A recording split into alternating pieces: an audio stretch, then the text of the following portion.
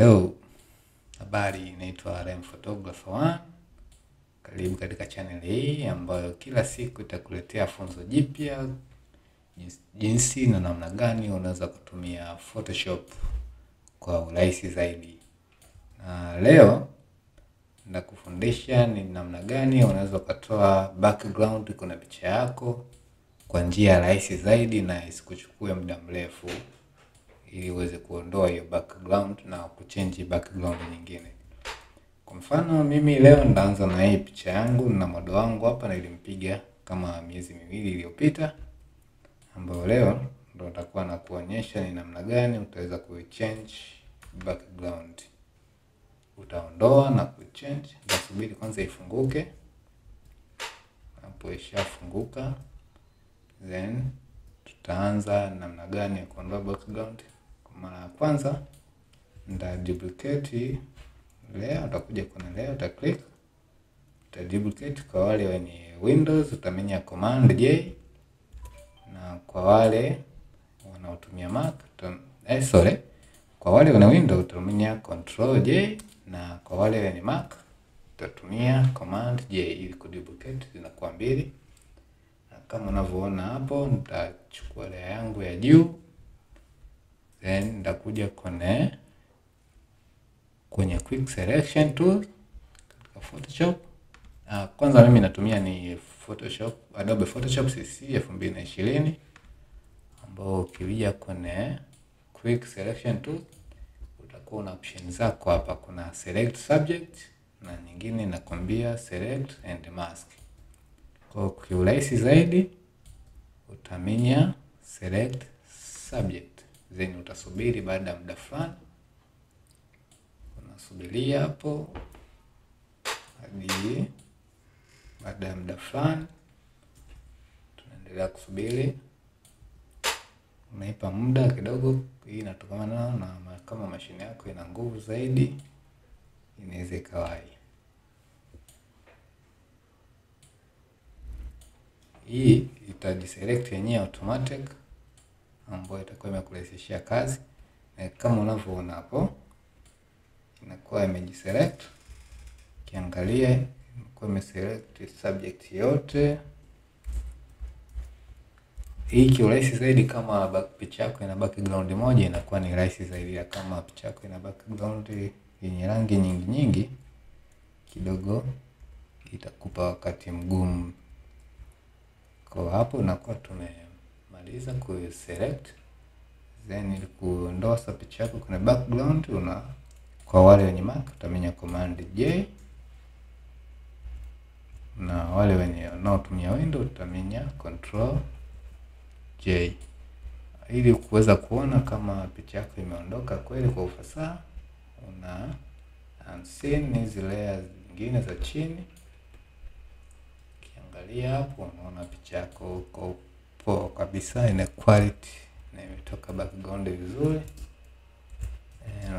Kama utaona kuna makosa madogo, unaweza ukatumia brush tool, eraser, ambayo utakuwa unafuta sehemu ambazo unakuwa uzihitaji, kama ninavyofanya hapa. Baada ya muda kidogo utakuwa tayari umemaliza. Unaangalia hadi pale utakapokuwa umeridhika na matokeo yako. Then hapo, hii ni hatua ya kwanza ambapo tunakuwa tushaitoa picha yetu kwenye background. Na hatua ya pili inayofuata, tunakuja tunachagua ni background gani ambayo tunapenda iwepo kwenye picha yetu. Kama utakuwa umeshaiandaa background yako ambayo unaipenda, itakuwa ni rahisi zaidi. Ila kwa mimi nitaingia kwanza mtandaoni ili ni search background gani ambayo itanifaa kuiweka kwenye picha yangu.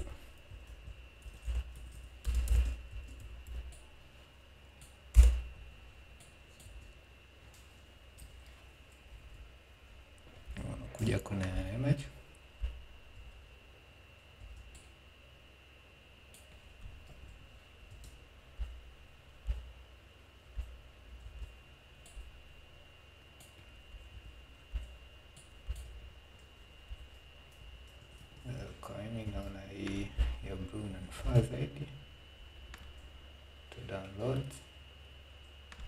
save images, then utachagua ni sehemu gani ambako una picha yako ikajisave.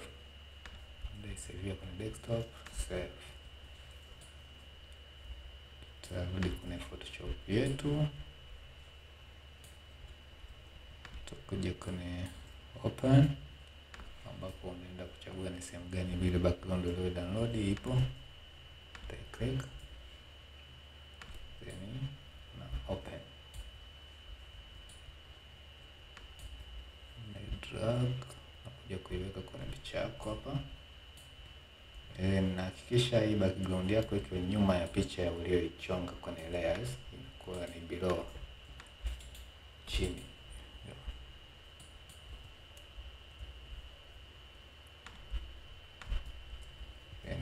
Size background yako vizuri kabisa.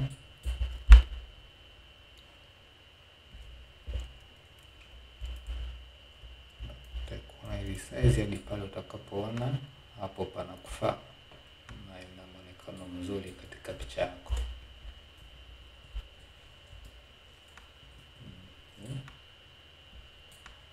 Ndio hapo tumefika hapo. Pia unaweza ukaongeza vitu vingine kama kufanya collection ili background yako na picha yako viwe vimeendana. Ndaminya background yangu niliyochagua, then ndakuja kuchagua option ya color balance. Ukiangalia picha yangu hapo inakuwa kama iko warm, alafu background yangu iko cold. Hivyo basi ndaipa background yangu iwe warm pia, ambapo kwenye tone utaacha iwe mid tone, ndachezea yellow, taongeza na red. Ukiangalia hapo unaona kuna wafadhali, ukiangalia before and after, before and after. Thanks guys for watching. And hiyo ilikuwa ni jinsi gani na namna gani unaweza kutoa background kwenye picha yako na kuchange background nyingine. Usikose tena, kesho utakuwa na somo jipya. Pia usisahau kusubscribe kwa hiyo ili upate notification ya masomo mengine yanayokuja hapo mbeleni.